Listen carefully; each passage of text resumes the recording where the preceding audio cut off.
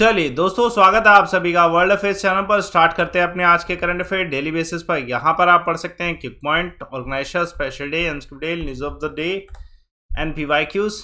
आप मेरा ये टेलीग्राम चैनल जरूर ज्वाइन करें, क्योंकि आपको इस वीडियो का पीडीएफ सिर्फ और सिर्फ इस टेलीग्राम चैनल पे आता है। 100% अमन सर वाईफाई सीडी सर्च कर लें। 10 मिनट का वीडियो है, रेगुलर देखें, ज्यादा बेनिफिट होगा।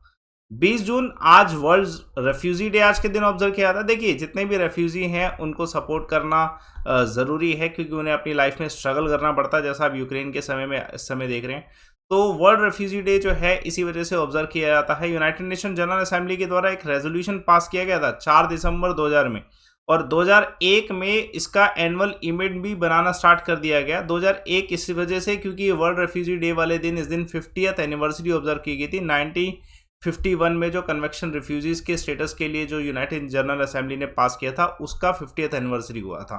तो ये दिन इंपॉर्टेंट है। चलिए देखिए, पहला क्वेश्चन आप सभी के सामने। देखिए, डीएमआरसी के द्वारा दिल्ली मेट्रो जो कॉरपोरेशन है, रेल कॉरपोरेशन, इनके द्वारा ये पोलियो बूथ जो हैं सेटअप किए गए। कितने मेट्रो स्टेशन दिल्ली में? तो 110। ये एक तरीके से पोलियो इम्यूनाइजेशन प्रोग्राम जो 22-23 है, इसको प्रमोट करने के लिए है, इंटेंसिफाई करने के लिए 19 से 24 के बीच में ये चलने वाला है। इसमें 110 दिल्ली मेट्रो स्टेशन में ये जो है लगाया जाएगा polio booth. AIIMS, INA, green park, जितने भी हैं ये सारे आपके सामने ही हैं।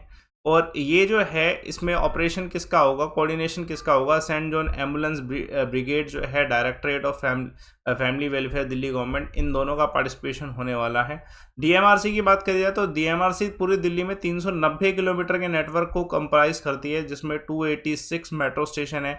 रैपिड फायर जो मेट्रो है गुरुगांव, ये सारी भी जो इसी का ही हिस्सा है।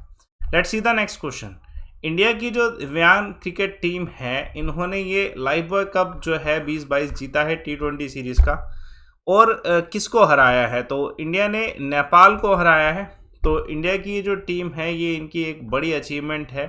जो इन्होंने पूरी 3 मैच की सीरीज थी, जिसमें फर्स्ट और सेकंड मैच इन्होंने जीता, लेकिन इंडिया थर्ड मैच हार गया था नेपाल से। लेकिन ओवरऑल अगर देखा जाए तो पूरा जो चैंपियनशिप है ये इंडिया ही जीता है।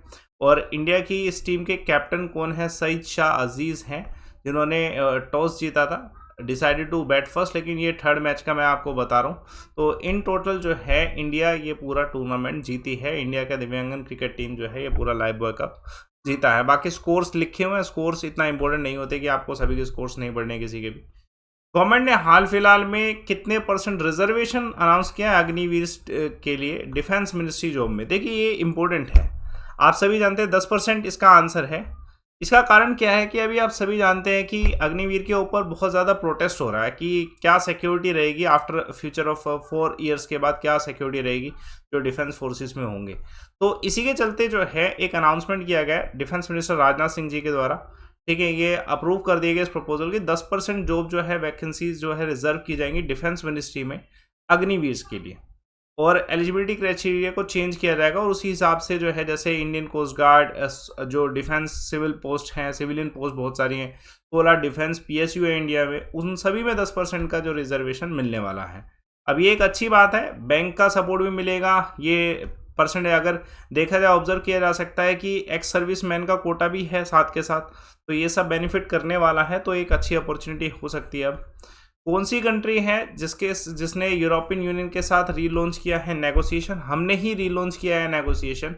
देखिए, इंडिया और जो यूरोपियन यूनियन है, इनका जो ट्रेड पैक्ट है, bilateral trade and investment agreement जो है, जो हमने 27 कंट्री इकोनॉमिक ब्लॉक के साथ 2007 में किया था ना, वो होल्ड पे आ गया था 2013 में। और उसके कुछ कारण थे, कुछ इश्यूज थे जिसमें हम सॉल्यूशन नहीं निकाल पाए। लेकिन अब इंडिया और यूरोपियन यूनियन जो है ना, नेगोशिएशन करना चाहता है। 3 ऐसे मुद्दे हैं, पहला है ट्रेड, दूसरा इन्वेस्टमेंट, और तीसरा ज्योग्राफिकल इंडिकेशन।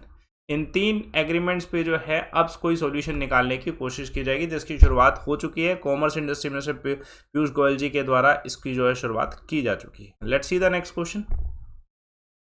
देखिए, हाल फिलहाल में कौन से यूनियन मिनिस्टर हैं, इन्होंने एक ना जो है पार्लियामेंट्री कंसल्टेटिव कमेटी जो है इसे कंडक्ट किया श्रीलंका की सिचुएशन के ऊपर।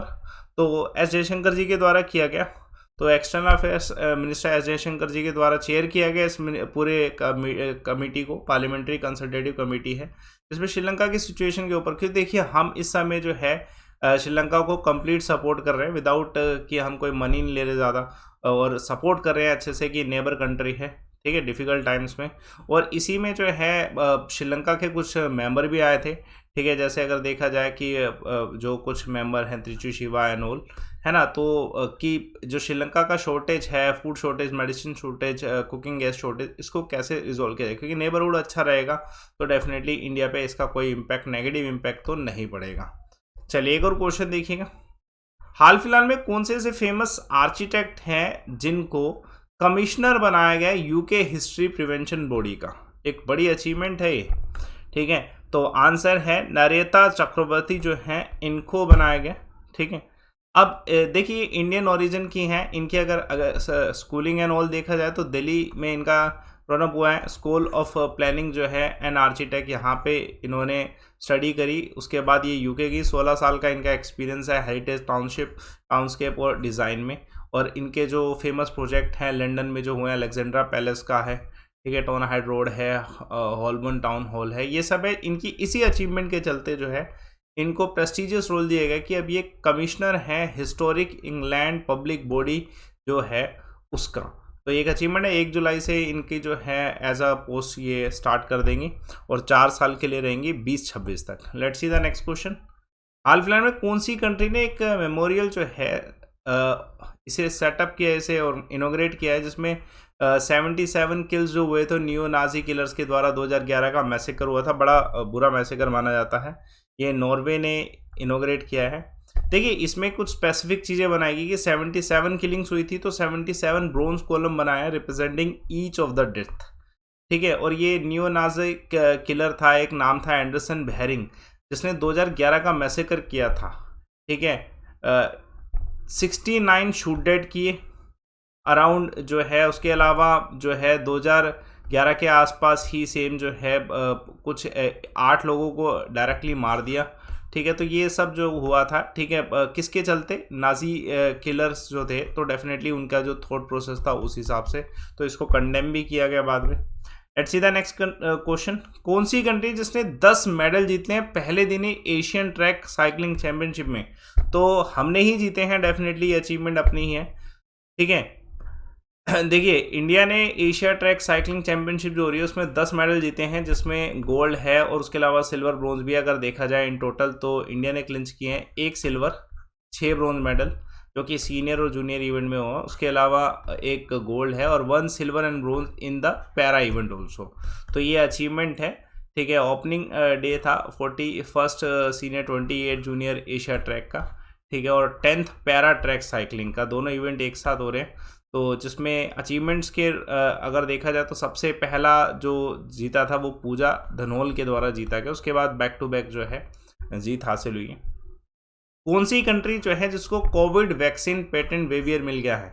तो साउथ अफ्रीका को। देखो साउथ अफ्रीका में जो है, या फिर अगर अफ्रीकन कंट्रीज़ की बात करें वहाँ पे कोविड वैक्सीन ना तो इजहार हो सकती है, लेकिन अब इनको वेवियर तो मिल रहा है। वर्ल्ड हेल्थ ऑर्गेनाइजेशन ने अनाउंस, वर्ल्ड ट्रेड ऑर्गेनाइजेशन और साथ के साथ जो है अदर ऑर्गेनाइजेशन जो है उन्होंने रिलैक्सेशन दिया है कि इंटेलेक्चुअल प्रॉपर्टी रिलैक्सेशन है इनको, कि वो वैक्सीन जो है बना सकते हैं, इनको पेटेंट लेने की ज़रूरत नहीं है, क्योंकि पेटेंट लेंगे इतना पैसा है नहीं। तो ये जो है एक तरीके से कह सकते हैं रिलैक्सेशन दिया गया है बैटल के समय, कोविड के समय, और इसमें ये अब प्रोडक्शन कर पाएंगे और लोगों तक जो है अपनी वैक्सीन पहुंचा पाएंगे। किक पॉइंट देखिए, आज 2 ही किक पॉइंट हैं लेकिन इम्पोर्टेंट है। हाल फिलहाल में हिमाचल प्रदेश के जो मुख्यमंत्री इन्होंने इनोग्रेट किया है 14 करोड़ का हाल जो है प्रोजेक्ट कुल्लू असेंबली कॉन्स्टिट्यूंसी से। उसके अलावा जो है एक बहुत फेमस क्रिटिक राइटर थे, लिंग्विस्टिक प्रोफेसर थे उर्दू के, ये इनका निधन हुआ है। तो इनका नाम था गोपीचंद नारंग। और कल एक सवाल पूछा गया था डैरबी ट्रॉफी का, ये किस स्पोर्ट से संबंधित है? तो मधु वर्मा के द्वारा बिल्कुल सही है, हॉर्स रेसिंग इसका आंसर है।